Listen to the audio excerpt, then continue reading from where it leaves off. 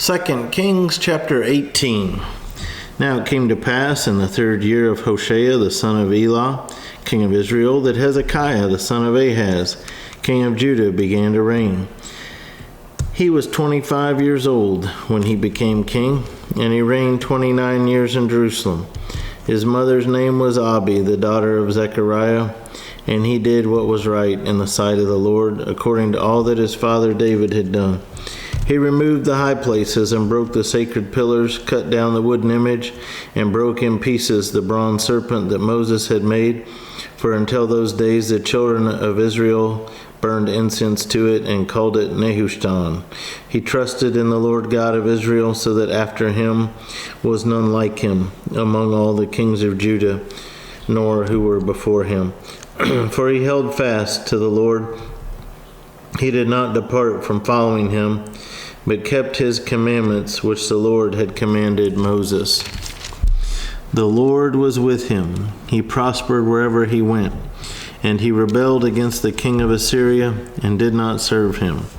He subdued the Philistines as far as Gaza and its territory, from watchtower to fortified city. Now it came to pass in the 4th year of King Hezekiah, which was the 7th year of Hoshea the son of Elah, king of Israel, that Shalmaneser, king of Assyria, came up against Samaria and besieged it.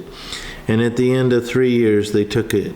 In the 6th year of Hezekiah, that is the 9th year of Hoshea, king of Israel, Samaria was taken. Then the king of Assyria carried Israel away captive to Assyria and put them in Halah, and by the Habor, the river of Gozan, and in the cities of the Medes,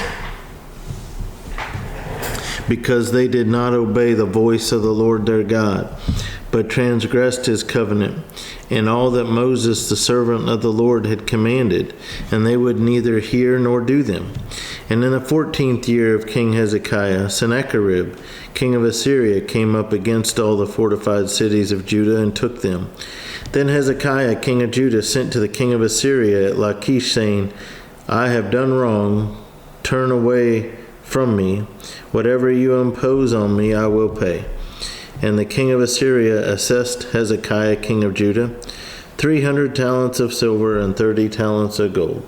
So Hezekiah gave him all the silver that was found in the house of the Lord and in the treasuries of the king's house. At that time Hezekiah stripped the gold from the doors of the temple of the Lord and from the pillars which Hezekiah king of Judah had overlaid, and gave it to the king of Assyria. Then the king of Assyria sent the Tartan, the Rabsaris, and the Rabshakeh from Lachish with a great army against Jerusalem to King Hezekiah. And they went up and came to Jerusalem. When they had come up, they went and stood by the aqueduct from the upper pool, which was on the highway to the fuller's field. And when they had called to the king, Eliakim, the son of Hilkiah, who was over the household, Shebna the scribe, and Joah the son of Asaph, the recorder, came out to them. Then the Rabshakeh said to them, Say now to Hezekiah, Thus says the great king, the king of Assyria, What confidence is this in which you trust? You speak of having plans and power for war, but they are mere words. And in whom do you trust, that you rebel against me?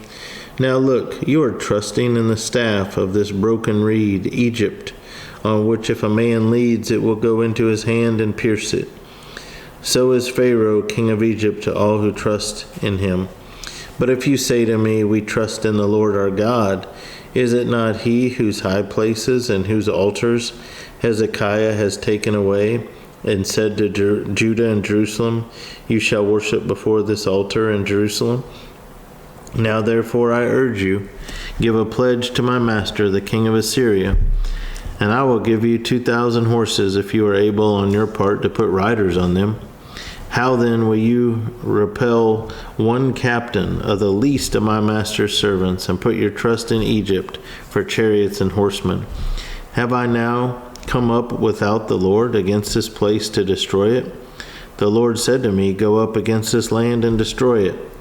Then Eliakim, the son of Hilkiah, Shebna, and Joash said to Rabshakeh, "Please speak to your servants in Aramaic, for we understand it, and do not speak to us in Hebrew in the hearing of all the people who are on the wall."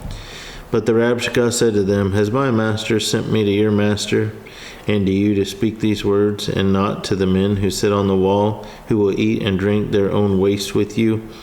Then the Rabshakeh stood and called out with a loud voice in Hebrew, and spoke, saying, "Hear the word of the great king, the king of Assyria. Thus says the king, do not let Hezekiah deceive you, for he shall not be able to deliver you from his hand. Nor let Hezekiah make you trust in the Lord, saying, the Lord will surely deliver us. This city shall not be given into the hand of the king of Assyria. Do not listen to Hezekiah. For thus says the king of Assyria, make peace with me by a present, and come out to me, and every one of you eat from his own vine, and every one from his own fig tree, and every one of you drink the waters of his own cistern, until I come and take you away to a land like your land, a land of grain and new wine, a land of bread and vineyards, a land of olive groves and honey, that you may live and not die. But do not listen to Hezekiah, lest he persuade you, saying, the Lord will deliver us. Has any of the gods of the nations at all delivered its land from the hand of the king of Assyria? Where are the gods of Hamath and Arpad? Where are the gods of Sepharvaim and Hena and Iva? Indeed, have they delivered Samaria from my hand? Who among all the gods of the lands have delivered their countries from my hand, that the Lord should deliver Jerusalem from my hand? But the people held their peace and answered him not a word, for the king's commandment was, do not answer him. Then Eliakim, the son of Hilkiah, who was over the household, Shebna the scribe, and Joah the son of Asaph the recorder came to Hezekiah with their clothes torn, and told him the words of the Rabshakeh. So you can see the deception of the king. They're trying to mislead the people, Hezekiah's people, trying to cast doubt. And he's basically comparing the Lord to all these false gods, saying, these false gods he didn't call them false gods, but saying the gods of the other nations couldn't deliver them from our power and strength. Don't listen to Hezekiah in saying that the Lord will protect you. So they don't believe in the Lord. They don't believe that he's real. And so they're trying to cast doubt on God, and they're trying to make Hezekiah's people doubt him, but and also promising them all these things. Hey, if you'll come and follow me, I'll give you all these things. And that's the way that Satan tempted Jesus when he started his earthly ministry, and he had fasted, and Satan goes into the wilderness and teaches and tempts him. Hey, I'll give you all these things. You can avoid the cross, and I'll give them to you.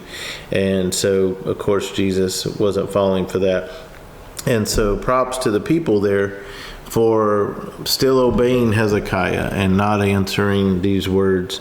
And so we'll continue reading there in the next chapters and find out how this all plays out.